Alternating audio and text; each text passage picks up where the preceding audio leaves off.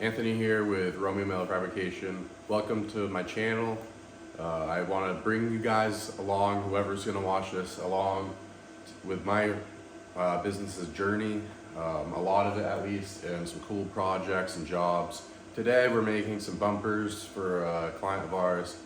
They're for mini cars, and it's a pretty cool project. I like doing it. It's good business for me, and it's fun to do. I like doing this small type of work, custom. Every time's different.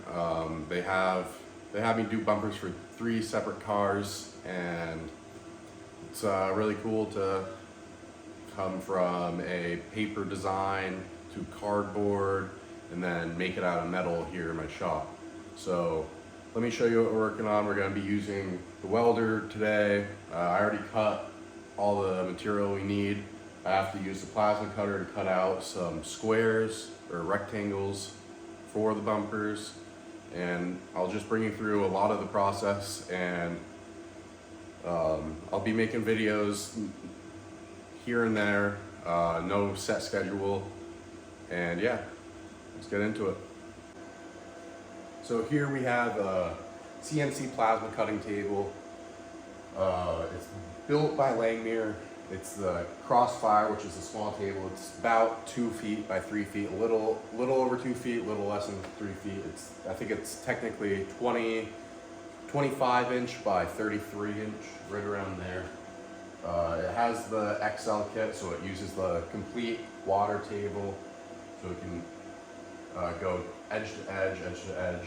I want to get the Z access coming up here soon, so we'll cut a little better, get clean cuts every time. I made this little setup for my computer, plasma cutter on the bottom, monitor, and just wireless mouse and keyboard. This I found on Amazon so that you don't have to move it around. It doesn't have a laser on the bottom, so it won't mess up if you have it on like an uneven surface, because out here there's not that many even surfaces. So I can have this up there and just scroll with my fingers, and really this is just here to run the table, and I don't do the programming on here. I have a different computer. This is just an older computer, only has Windows 10 on it, and I really have no need to get Windows 11 computer or upgraded computer, as this one works just fine, and it's just one we have. This table has done a lot of great things. I'll put some pictures up here of some of the signs I've done with it. I'm hoping to get more into it in the future, and make a lot more signs. You can check out my website. I make roses, 3D roses and 2D roses. I bend these up, paint them up, and they're cut out on here. I think they're pretty cool.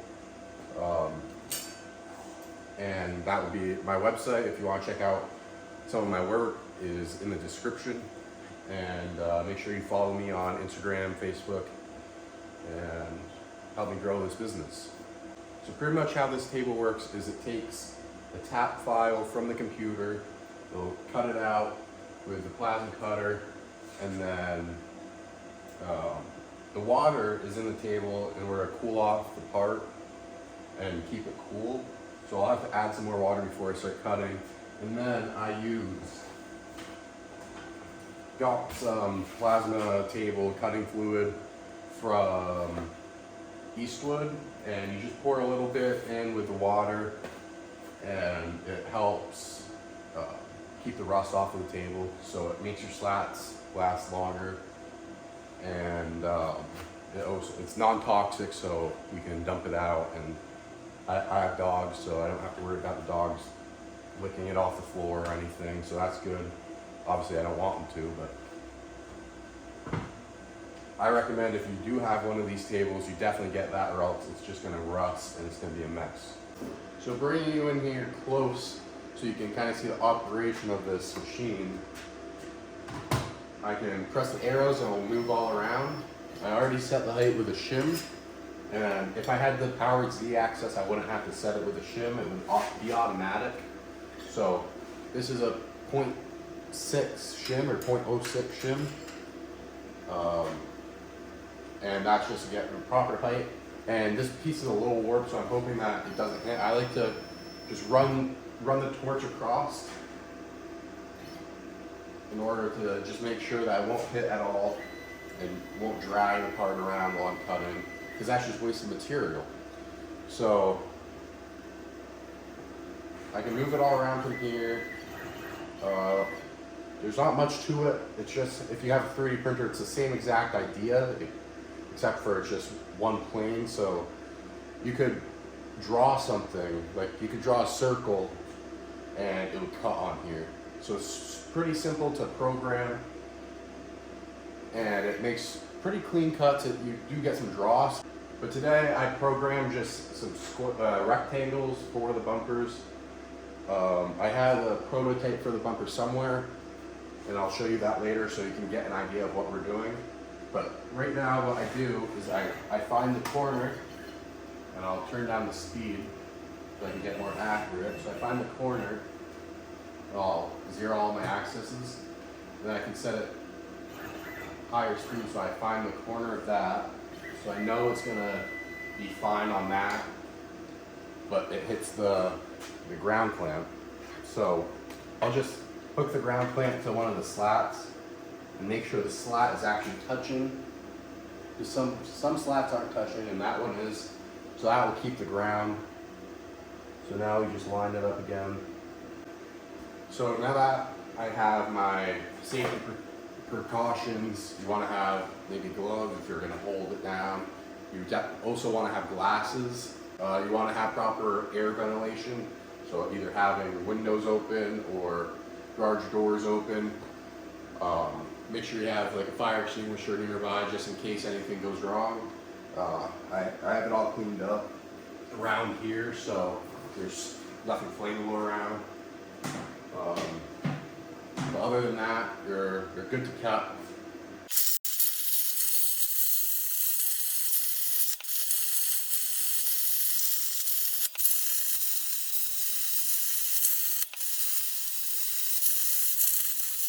So these just finished cutting, and as you can see, it cut pretty good. It does have some dross on the bottoms, but we'll scrap this.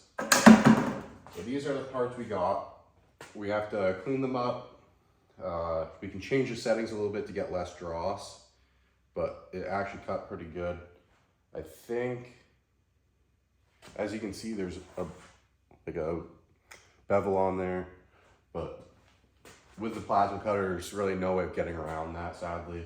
We can take an angle grinder and kind of sand them down or grind them down a little bit, make them more square. And then you can see, bring it in close here, you can kind of see a little lip right there. And that's just something I have to figure out with the programming. There are ways to get around that. And we'll clean that up when we clean up all the dross. So I just got these all cleaned up. I took the bevel off mostly. There's still maybe a little bit, but I got it cleaned up quite a bit. And I also softened the edges, and I would soak these in vinegar, but they don't have to be because I'm gonna primer them, and I'll just wipe them off real good before because of that mill scale. But they'll probably just be exposed anyways unless I primer them, but shouldn't be that big of a deal. So next step is to weld them all up and primer them, and I hope I can get that done today. It's about 2 o'clock. So hopefully I can get them all welded up today and painted. So this is our prototype. It's just a piece of metal and some wood hot glued together, just to give us an idea of what it will look like. But as you can see, this is what we're going for. We're gonna weld them all up. Also, I'm filming this video on my iPhone. I don't have a GoPro set up yet or anything. It's just, I don't think it really matters right now. But if it looks weird or anything, or if the audio is bad, I'm sorry. I'll try to work on that later on. And I know there's some points where I have the 0.5 camera on, and hopefully it doesn't look too bad. Hopefully it still looks fine. But yeah, going forward, I'll try to get my GoPro out, and most of the video going on from here is just gonna be like B-roll, me welding them together, and I'll come back, show you guys the after product at the end. So, okay guys, I'm about to start welding these up, and it'll just be B-roll. I won't be talking to you guys, but because I'll have the fans going and air conditioning going. But I just wanted to show you how I'm setting these up. So right here, I laid everything I need out. So these will all be welded up. So it'll be like this, and then I'll weld 2 posts on so that they can be mounted. And same with these, right on the back. And then I also have to bend some more rod. I don't know where the piece I'm supposed to bend is. Oh, it's right over here. But I also have to bend some of these, and these are actually the side rails of the car. I'll see if I can find some pictures and put them up here. These are for two of the cars I make, that they make. 2 of the cars have side rails, and then the only difference between this one and the other ones is this one has an extra post in the center. So I have to bend some more of these on the bend jig, and then we'll get these welded up too. So.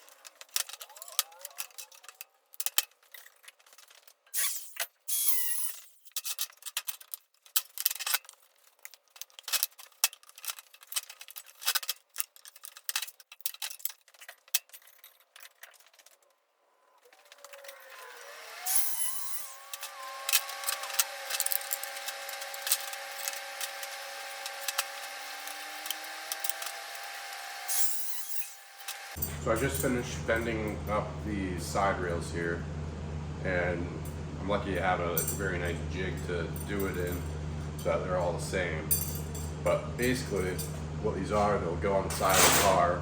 We'll have, for this car, there's 3 posts. So 1 post will be here just to have more support. 1 post will be here going in, and that part will be showing. This part's not really showing, that's like completely in the car. And then 1 post right in the middle, and that will be showing too. So just as a visual, this is kind of what these will look like with the 1 inch one right there, the 2 inch and 2 inch, and it will slide in. These will kind of be at an angle, or angle that way. So instead of 90, it will be kind of like that. And then this one will be a little angle. They'll all be the same angle, so that it's, if this is the car there, it's kind of sticking out more at the back. And all of these are going to be the same, so 1 on each side, but these are all the same. The other car, each one's a little different. And then that's the rear bumper, which is a little wider. It's 8 inches wide. That one's 6 inches, and that's for the front. So we'll get these all welded up, and I'll talk to you after. Hey guys, I just want to come back here for a minute. I'm almost done. I just want to show what, in case you didn't understand what I was talking about earlier. These are, that one's still a little warm. These are the bumpers. This is the front side, so it's the smaller one. I didn't grind down the welds completely flush and feather them out and everything, just because I kind of want it to have that welded look, and I don't want to get it too too much of a messy welded look. I think it will look a lot cleaner like this when it's all primered up. I put on these 2 1/4 inch rods extending back. I tried to get them as parallel as possible, but it is hard while you're holding it with one hand and everything. I mean, if you have tips for me in the comments, leave them. I'm always open for some tips. The problem I'm running into right now is with the big ones, the mounting points are at 8 inches and this is 8 inches wide. So either I'm gonna have to put it right on the edge, or I'm gonna have to have them in and then angled out a little bit, sort of like this at an angle. But I don't really want to do that. I'm kind of leaning towards having them just in a little bit because I do have a little bit of working room. So I might just put them right on the kind of edge, maybe 1/4 inch in, and then do it that way. And then, yeah, that's pretty much it. I'll get back to you once I'm done and primered and everything, and show you the results. My camera battery died, or my phone battery died, so I didn't get any of the footage of me actually welding. That's fine. So I got these all cleaned up, painted, ready to go, ready to give them to the customer. These are the side rails, all done, cleaned up, painted. This is the front bumper, cleaned up, painted with the mounts. This is the rear bumper, cleaned up, painted with the mounts. I hope you guys enjoyed the video today. Please consider subscribing, liking the video. Make sure you follow us on Facebook and Instagram. I try to stay active on Instagram and Facebook and post what I'm doing and any projects that I might have coming up.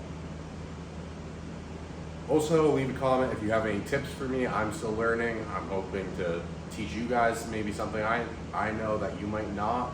And I'm hoping to bring you guys along to other projects. Maybe I can show a little bit of the truck behind me, as you can see, or just simple things like signs or how to program things on CAD for the plasma cutter, or anything that you guys want. Just let me know in the comments. I'm still learning, and I'm hoping that you guys can learn with me. Other than that, I hope you enjoyed the video, and I'll see you in the next one. Other than that, I hope you enjoyed the video, and I'll see you guys in the next one.